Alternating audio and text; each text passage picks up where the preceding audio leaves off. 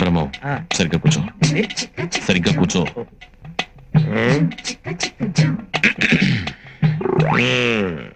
పెళ్లి కూతుర్ని పిలిపించమంటావా? పిలిపించమంటాడు బాబా, అందుకే వచ్చింది. పిలిపించు. అమ్మాయిని ఒకసారి పిలిపించండి. కూర్చోండి, పిల్ల తండ్రి నేను ఉన్నానుగా, పిలుస్తాను. అమ్మా, రాజన్న వచ్చినాడు, పెళ్లి కొడుకు రాంబ్రహ్మ వచ్చినాడు, వాళ్ళ సైడ్ బంధువులు అందరూ వచ్చినారు. ఒక్కసారి వచ్చిపోమ్మా మెరుపుతీగా. బావా, పెళ్లి కూతురు నిన్ను చూసావా? నువ్వు చూడలేదా? లేదు, వచ్చి శర్మని గడిపోయినట్టుంది కానీ పిల్ల కనపడలా. మా వాడు అమ్మాయిని సరిగ్గా చూడలేదంట, మళ్ళీ ఒకసారి రమ్మంటారా? అట్టాగా. అమ్మా, రాజన్న వచ్చినాడు, పెళ్లి కొడుకు రాంబ్రహ్మ వచ్చినాడు, వాళ్ళ సైడ్ బంధువులు అందరూ వచ్చినారు.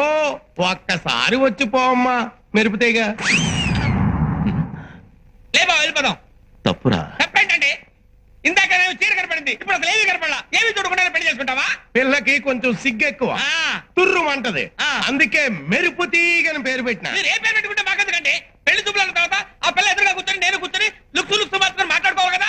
అసలు మేము పెళ్లి చూపులకు వచ్చావా, మొదటి ఇంట్లో పరుగు పందెం చుట్టానికి వచ్చావా? బ్రహ్మం అరవకు, ఒక్కసారి అమ్మాయిని నిదానంగా రమ్మనండి. దాన్నేం భాగ్యం. అట్టాగే.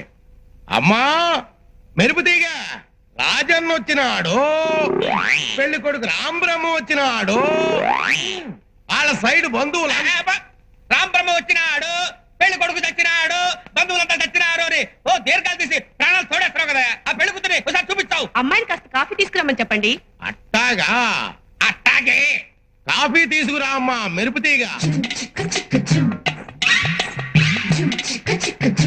కాఫీ. నాకు అలవాట్లేదమ్మా. కాఫీ. వెల్కమ్. కాలిందా?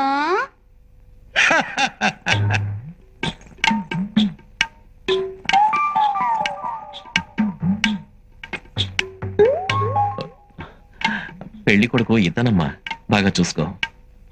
ఇంతసేపు మిమ్మల్ని చూస్తున్నాను, వాణ్ణి చూస్తేనే డోకొస్తుంది. డోకొస్తున్నానా? ఈ జన్మలో నాకు పెళ్లి కాదయ్యో.